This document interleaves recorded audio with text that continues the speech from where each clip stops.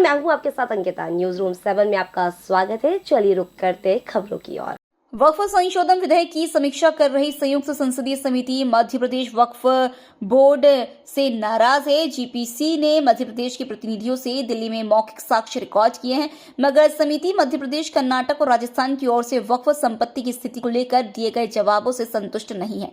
अब संसदीय समिति ने मध्य प्रदेश सहित तीनों राज्यों के प्रतिनिधियों को जवाब देने के लिए 15 दिन का वक्त दिया है। समिति की अध्यक्ष जगदम्बिका पाल ने कहा कि हमने मध्य प्रदेश से वक्फ संपत्तियों के बारे में ब्यौरा मांगा है।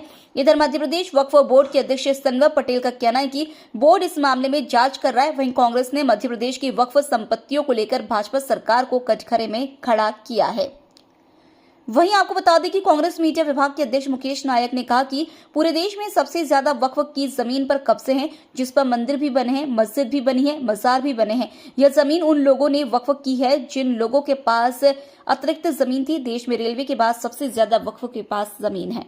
देखिए, मध्य प्रदेश वक्फ बोर्ड में 15,002 वक्फ संपत्तियां या कहे कि वक्फ औकाफ इंदराज है और उनसे संबंधित जो भारत सरकार द्वारा जॉइंट पार्लियामेंट्री कमेटी बनाई गई है, उनके द्वारा जो भी प्रश्न किए जाते हैं तो उसके उत्तर देने का हम लोग यहाँ से प्रयास करते हैं। ये बात बिल्कुल सही है कि जो पुराने रिकॉर्ड हैं वो रिकॉर्ड जिस तरह से प्रॉपर होना चाहिए कि आपके पास संपत्तियां सर्वे से कितनी आई, आपके पास गजट नोटिफिकेशन से कितनी आई, आपके पास किसी के द्वारा दान पत्र के माध्यम से अर्थात कि वक्फ नामे के अनुसार कितनी आई, इन सब में कहीं ना कहीं जो पहले संकलन था वो प्रॉपर नहीं था। लेकिन हमने इन सब को संकलित करके और पूरी जानकारी देने का हम लोग प्रयास कर रहे हैं और मुझे लगता है कि आगे भी हम इसको पूरा दुरुस्त करते हुए सारी जानकारियां आगे पहुंचाएंगे।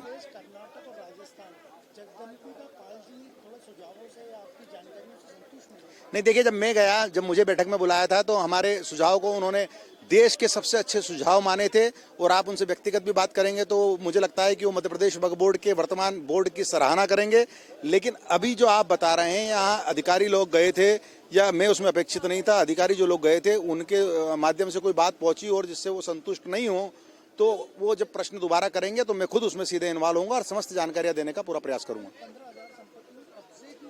अधिकांश संपत्तियों पर लोगों के अवैध कब्जे हैं, समाज के ही लोगों के 99% संपत्तियों पर कब्जे हैं। हम लोग लगातार प्रयास कर रहे हैं कि वो कब्जे हटें। आपने देखा होगा कल भोपाल में हमने जो इस्तीमा स्थल भरता है, उस इस्तीमा स्थल पर जो दुकानें लगती हैं उन दुकानों का वेरिफिकेशन तक नहीं होता है कि ये दुकानदार कौन है, ये भोपाल के हैं, मध्य प्रदेश के हैं, देश में किस हिस्से से आते हैं, ये लोग सही है या गलत है, कोई अपराधी तो नहीं है, कोई गलत गतिविधि में तो नहीं है।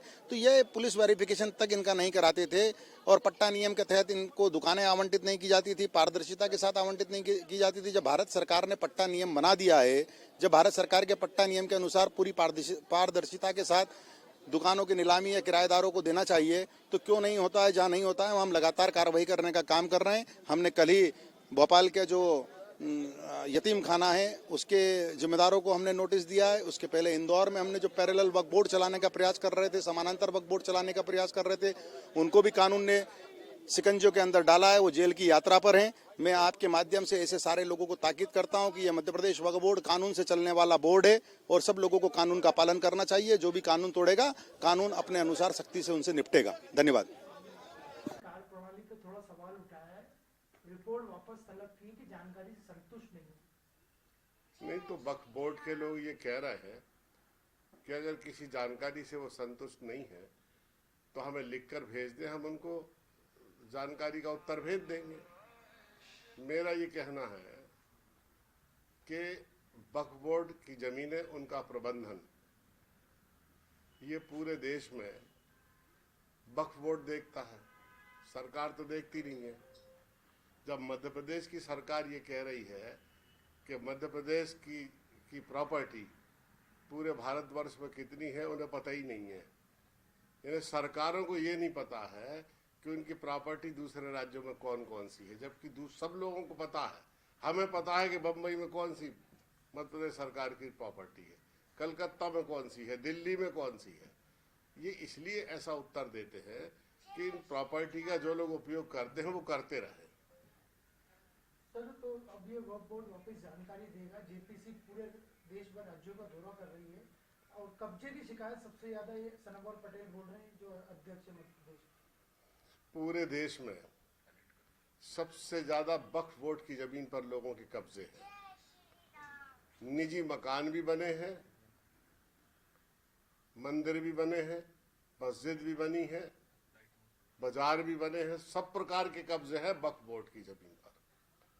ये जमीन उन लोगों ने वक्फ की है जिनके पास अतिरिक्त जमीन थी, सीलिंग में आ रही थी या किन्हीं कारणों से वो संभाल नहीं रहे थे। तो देश में रेलवे के बाद सबसे ज्यादा वक्फ बोर्ड के पास जमीनें हैं। यहाँ विभाजन के बाद जो भारत की जमीन छोड़ के पाकिस्तान लोग गए, उन्होंने भी जब लौटे नहीं तो अपनी जमीन को वक्फ कर दिया, दान में दे दिया, तो वो भी वक्फ बोर्ड के अंतर्गत आ गई। इस तरह से रेलवे के बाद सबसे ज्यादा जमीनें वक्फ बोर्ड के पास है। लेकिन ये चूंकि निजी जमीनें नहीं है, इसलिए इनके मालिकाना हक को लेके लोग ज्यादा गंभीर नहीं है, और इसका फायदा उन लोगों ने उठाया जो अतिक्रमण करने वाले लोग हैं, इंक्रोचमेंट करने वाले लोग हैं। उन्होंने दुकानें बना ली, मकान बना लिए, मंदिर बना लिए, मस्जिद बना लिए, धार्मिक स्थान बना लिए। सरकार ने तक उस जमीन पर, गवर्नमेंट तक ने अपना कंस्ट्रक्शन किया हुआ है। फिलहाल इस बुलेटिन में इतना ही। आप बने रहिए न्यूज रूम 7 के साथ। नमस्कार।